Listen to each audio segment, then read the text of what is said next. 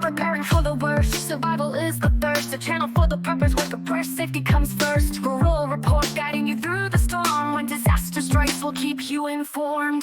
Gather your gear, stock up your pantry. When the world goes dark, we'll guide you to sanity. From shelter to first aid, we'll cover it all. On Rural Report, we stand tall. Prepping for the unknown, it's our mission. With tips and tricks for your prepping ambition. Stay prepared, stay informed. Join us as we weather the storm.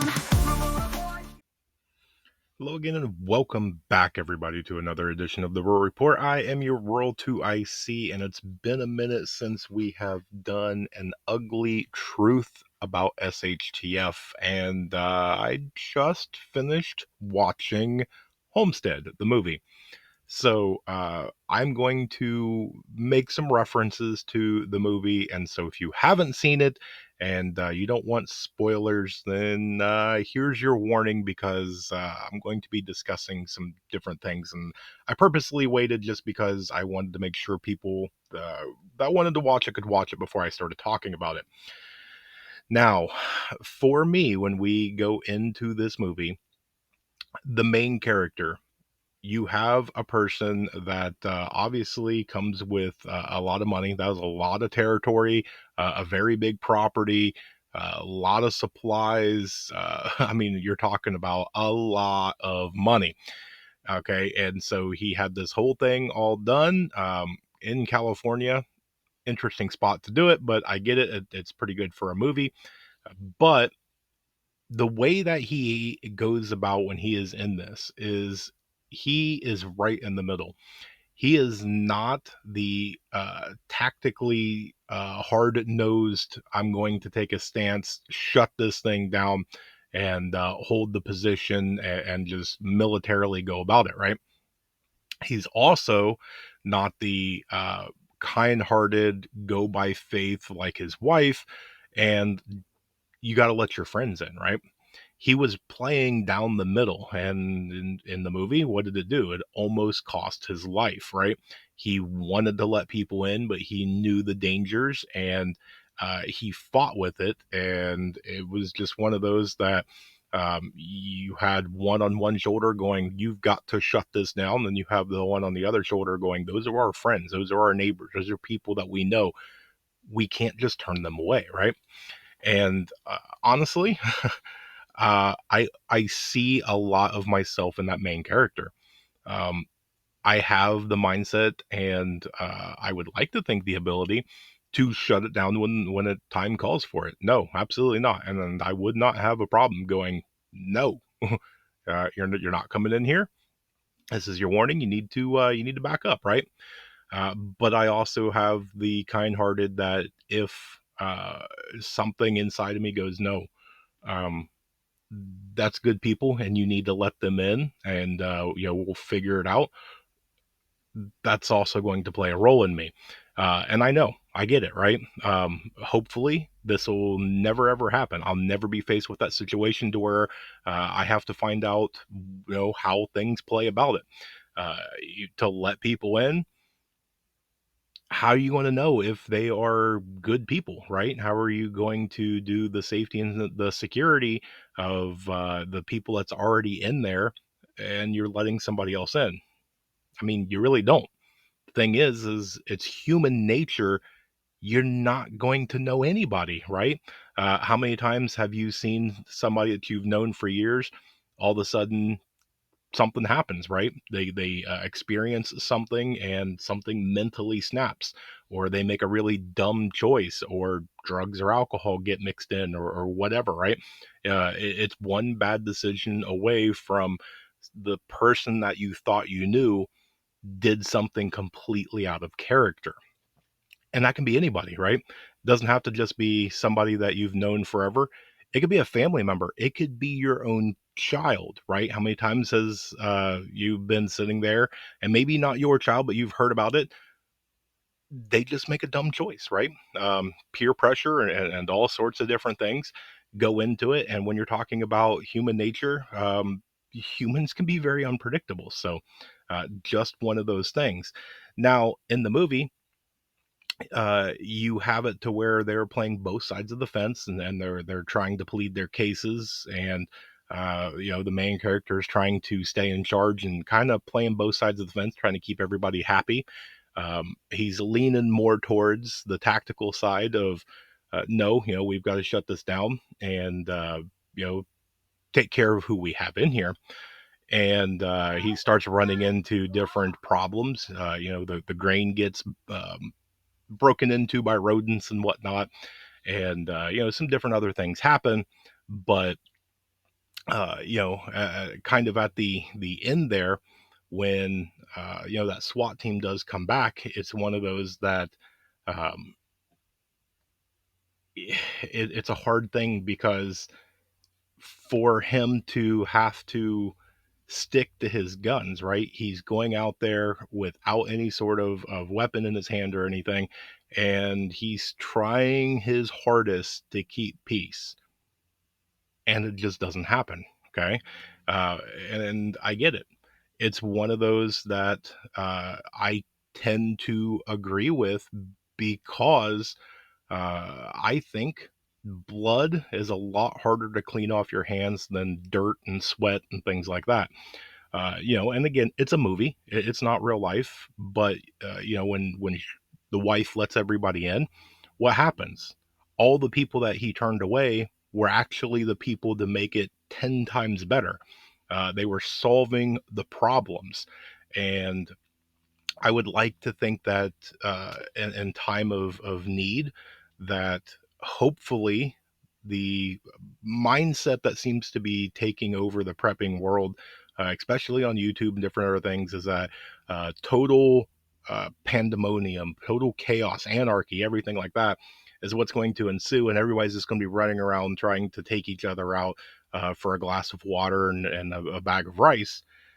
I would like to think that while I think there's going to be some of that. I do, especially in bigger cities and things like that.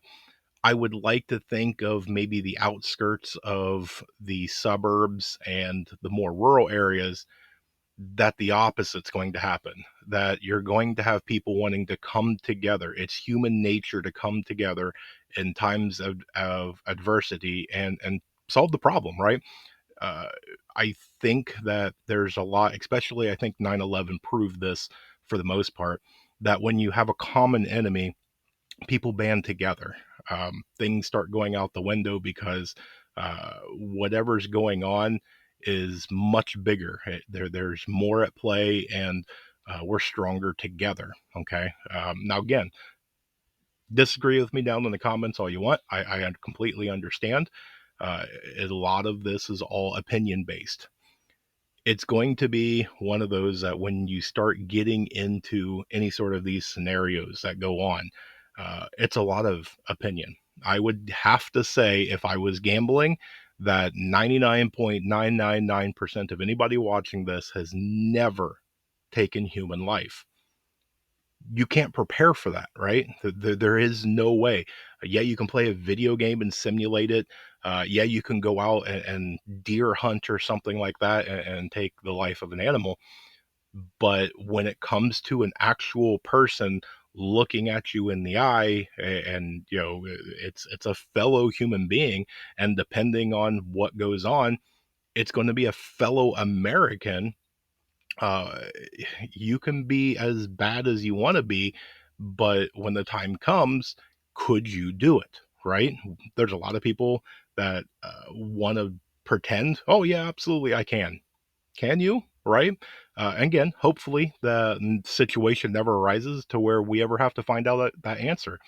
When it comes to preparedness, you hope nothing ever goes. I liked the part when the tactical guy was with his family, and he said, I really hope in a week or two that all of you can laugh at me that I was wrong and I was overreacting.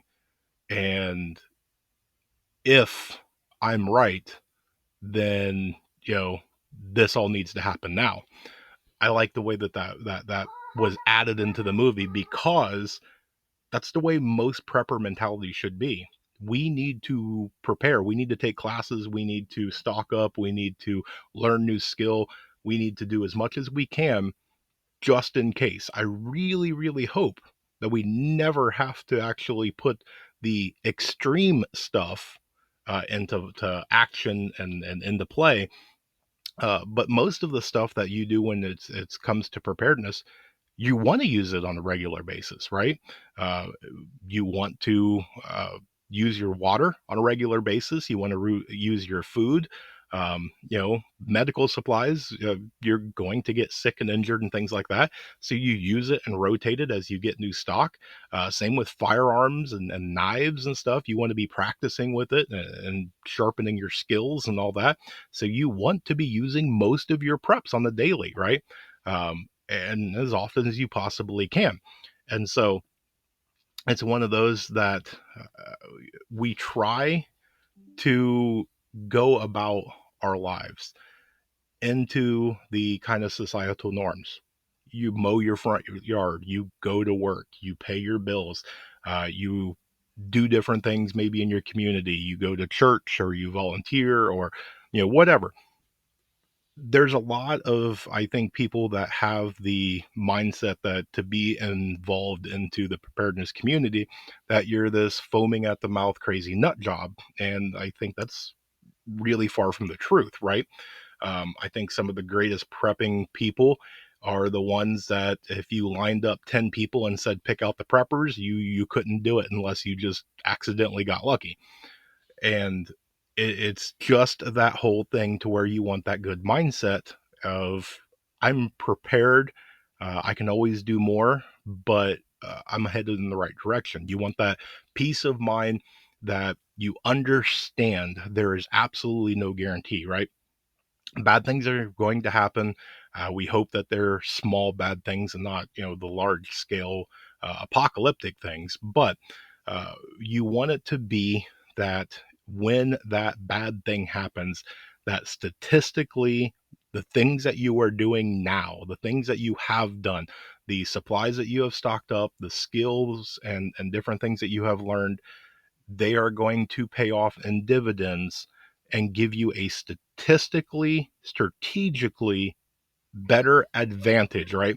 It's all a numbers game because when we look at it, uh, you can have somebody that has hardly no skills and hardly no preps, and they will, by dumb sheer luck, survive, right? And it's, yeah, not fair because what? Life's not fair, right? Because you will have somebody that went through and sacrificed time and uh, went and practiced and bought stuff and they're doing their best and something happens, right? They get a splinter and then they don't do the right thing and it gets infected. And the next thing you know, they're too far gone for uh, the medical issue that they have. They don't have a higher form of care. You could have it to where, anything happens. The front steps of the porch break or something and you fall down, break an ankle or whatever it is, and you get taken out that way, right? It's the luck of the draw. Now, one thing that I did want to kind of touch on is when they let the 17-year-old boy go and do patrol. And in that scene, if you remember it, um, it's very well played out. If you take a step back and you really look at it, you have an inexperienced shooter in a situation trying to pull guard duty and what looks on his perspective of a threat, and then the camera spins around and you see that it is not a threat at all, none whatsoever. Um, and there's mistakes on both sides, right? uh, they took out a megaphone that the batteries were about dead. They didn't have the experience and the knowledge to try and figure out what to do in a situation like that versus the hunter people, um, you know, using a scope mounted on a rifle and pointing it at an object that you don't know what it is to try and identify it, and then keep doing it even after a warning shot and everything like that. uh, there was a bunch of mistakes made on both sides, but you end up having them call in the radio to ask for help. And what does the help say? I'm not there and it sounds bad and we need to cover ourselves. Take the shot. And there was a lot of hesitation, but the trigger was pulled and the shot was taken. And then they find out that, yo, this was a mistake. This was not an actual threat. And the man passes. What happens to the boy? Well, he's fully distraught, right? He just took human life, and he's beside himself, really. And it passes around. You had the nurse and other people, they're freaking out. You have different people that are kind of little freaked out by the situation and things like that, and they're trying to figure out what's going on, how things are going to move forward. They're talking about how to come up with rules of engagement. And that goes into exactly what we have talked about, right? You need to set your plans now so you don't run into things like this. If you have those plans and those rules and those different things scenarioed out to where if ever the time is to come, it lessens the ability to make a mistake like this. And this is a pretty big mistake, right? This isn't something that I'm sorry is going to fix. There's no taking it back. What's done is done. But the reason I wanted to bring this up and touch on it is as we were talking about a little bit, a few minutes ago, you cannot prepare yourself to take human life.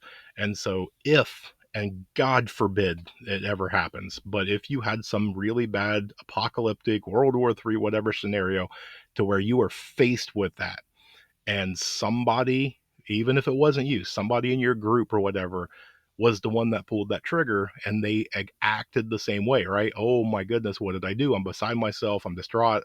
You're questioning everything. How do you pull somebody back from that? Okay, we talk a lot about prepping mentality. Do you, or does somebody in your group have that ability to pull somebody out of that feeling and being inside their head and things like that? That changes a person forever. And if you start getting it to where this person's questioning everything, and they're just they can't move forward, they can't get what they just did out of their head, how much man time and resources and everything do you have to devote to that person? If you're in a small unit anyway, who are you pulling off guard duty? Who are you pulling out of the kitchens or gardening or the animals or whatever to go help this person trying to recover? Right? You can't just say rub some dirt on it, walk it off. This is somebody that you have inside your trusted circle in the mag. How are you going to take care of them? Okay. And let's pull it even closer. What happens if that was your wife, your husband, your son, your daughter that did that? Where's your focus and attention going to be? If you have something to where you really think that there is very bad people out there, and your focus needs to be on survival, whether that is growing things or looking after the livestock or fishing or anything along those lines. How are you going to focus and stay into the tasks and jobs that you need to do and maintain and maybe even be leadership while somebody in your immediate family mentally struggles? How do you prepare for that? Are you prepared for that? What are you going to do about that? What happens if it's you? What happens if you do it and you are questioning everything? Do you have the mental capacity to ground yourself and try and get through it, right? There's a there's an awful lot that goes into it, and we can talk about it and discuss it and all that. And is there right and wrong? Maybe, but it's one of those that we hope to never be proved right or wrong. It's a very difficult subject to talk about, and especially here on YouTube, but just in general, right? When you're talking about life and death, um, there's a lot, especially if the realism is there. If this is a realistic possibility that maybe one day we might be faced with this. There's a lot of people out there, and forgive me, I'm not trying to put any roles or labels or anything, but majority it's usually the women and the younger crowd that question whether or not they have the ability, that if faced with a situation, if they could do it. I get it. The thing is even those big bad tough men, you can talk all you want and you can believe all you want, but until that situation arises, we don't know exactly how we're going to react. Um, Even people that are well trained, you can train and simulate, but when the real deal comes along, totally different story, right? So again, hopefully we never have to be faced with any of these situations to try and find out. So, but if we go through and we look at the movie as a whole, it was decent. It was pretty good. I think I had a little bit higher expectations, so I don't want to put it down. It definitely wasn't the best or greatest movie I've ever seen. There's really good scenes. There's a lot of different presentations that I really enjoyed and liked that they did. To watch him open up the little briefcase and to see the cash and the silver and the gold backs and the different forms of bartering and monetary stuff. That was rather enjoyable. I like that they put that in there. They did a lot with solar generators and different solar stuff. But I do like that they put in a element of a lone wolf, right? You had that Navy SEAL guy, and he just wanted the lone wolf, and he really wanted to go extreme tactical and things like that. And we've talked about that a ton on this channel about lone wolfing is never a good idea. I did a little bit of math. Let me bore you with a little quick thing. If we look at one of the calorie dense and easy, one of the easiest things to grow is a potato. If you do about 2,000 calories a day, which is average for a person, you could go less and theoretically you'd be okay. Probably in a survival situation, you're probably going to go or want more than 2,000, but let's just say 2,000 calories a day. For a potato, you would need to eat about 3 potatoes a meal. So you would have to eat somewhere in the neighborhood of about um, you'd probably need about 9 to 10 potatoes a day. And that is on average how much a potato plant produces is about 10 potatoes. So that means that if you were going to survive on nothing but potatoes, you would have to grow 365 potato plants. And again, you're eating nothing but potatoes. So if you were going to do that, you would have to have somewhere in the neighborhood of about a 25-foot by 25-foot plot of land to grow those potatoes. So keep that in mind. You would have to have 365 potatoes to start your potatoes and get them in the ground and get them planted. Each plant would give you about 10 potatoes. And again, you're hoping that all the plants are alive and none fail, that nothing gets to them, and that each of them produce the average amount. But here's the thing. So you are talking about 365 potato plants. You would have to have an area of about 25-foot by 25-foot plot of land in order to do that. That's one person, okay? 365 plants, 25 by 25 to give you roughly about 600 square feet. Uh, that's a decent chunk of land, right? That's one person. What happens if it's you and your spouse? Now you need a 50-foot by 50-foot, and you need over 700 plants. That's over 700 things to go wrong.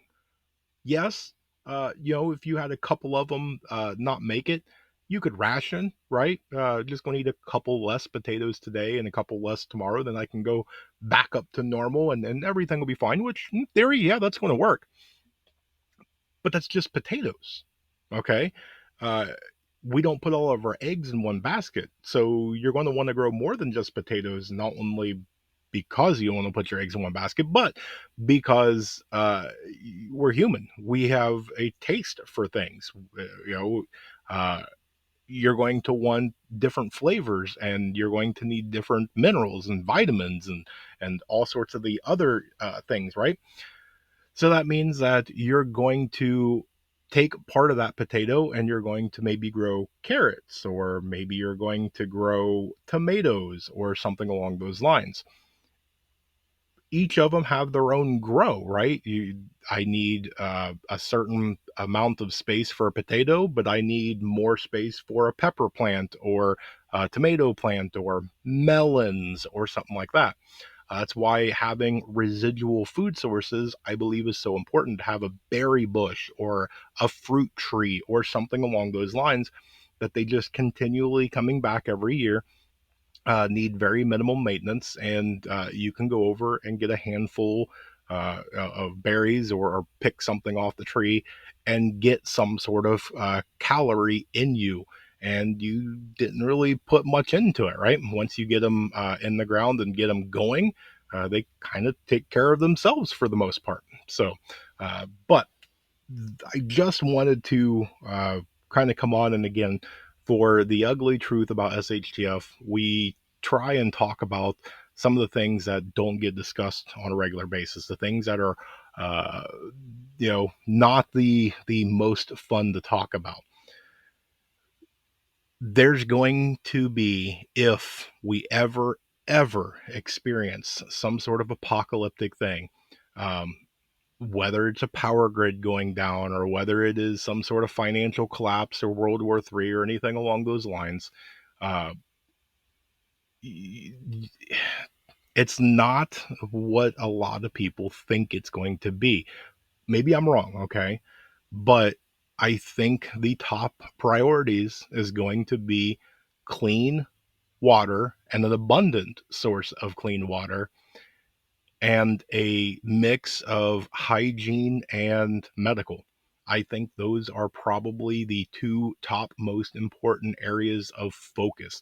Um, Understanding where a water source is, and how to make sure that you can make it as safe as absolutely possible, because water is big, heavy, bulky, it's hard to store and things like that, but it's essential for life. Same thing with hygiene.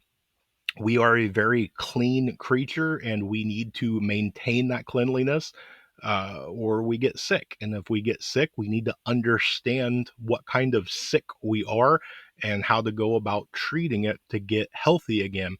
Same thing with injury. We're human, we have human error, and we get bumps and bruises and boo boos and splinters and ouchies and everything else. And if we don't take care of that, I'm telling you, a tiny little piece of wood stuck in the bottom of your foot that you go, it's no big deal, it could be a very huge deal. It could be a life ending big deal, right? So, hygiene, medical, water, I think are the three most. And again, it's all opinion, right? Most of survival is opinion. So, if you have a difference of opinion, it's okay. It's fine. I'm sharing my opinion. So, but I think this has gone on long enough. You have listened to everything that I have to say about the movie and my thoughts and other things like that. So, we'll come back again next weekend, and then we'll do a little bit more talking, and we'll see where things go. So, if you've made it to this far, guess what? You rock. I appreciate you so much for spending your time with me. But I hope that you guys have an amazing day, a blessed day. Stay tuned, because there's more information to come in with that. Remain united, because we're all prepping in this together.